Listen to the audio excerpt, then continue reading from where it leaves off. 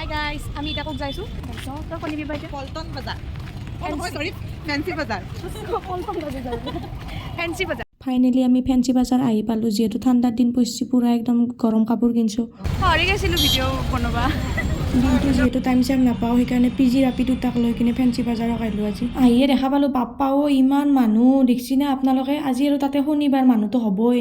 কাপোৰ লোৱাটোতো দূৰৰে কথা, মানুহটো হৰাম বুলিহে ভয় লাগছি। নাই আৰু তাতে নাওমেন টিয়াপি মই একযোৰ ওখ চেণ্ডেল ল'লোঁ ৰ'ব, তেতিয়াহে আমাৰ তেওঁৰ লগত মই মিলবা পাৰিম। মোক ধোৱা আপোনালোকে দেখাই নাই, চাওকচোন এইটো চুৱেটাৰ মই ফেন্সিত কিনা নাই দিয়ক, ৰাসত কিনছোঁ। ভোক লাগি আছে সেইকাৰণে ভাবিলোঁ এটা ৰ'লে খাই দিওঁ। এতিয়া আমি ঘৰত যাই আছোঁ ফেন্সিৰ পৰা ওলাই কিনে। বহুত বস্তু ল'লোঁ, তামাম বস্তু ল'লোঁ। মোৰতো ওঠত লিপষ্টিক নাথাকে, খংতে লিপষ্টিকখিনি গুচি যায়। সেইকাৰণে দোকান এখনত লিপষ্টিক চাবা যায় কিনে অলপমান লিপষ্টিক লাগে আহিছোঁ। ফুল দেখা পাই ফুলৰ দোকানত সোমাই গ'লোঁ দিয়ক, প্ৰিয়জনক লাগি এটা ফুল লৈ যাওঁ বুলি। বস্তু কিনাতে দেৰিয়ে হৈছে দিয়ক। এতিয়া ঘৰত যাই আছোঁ, বাই দিলোঁ দিয়ক আপোনালোকক।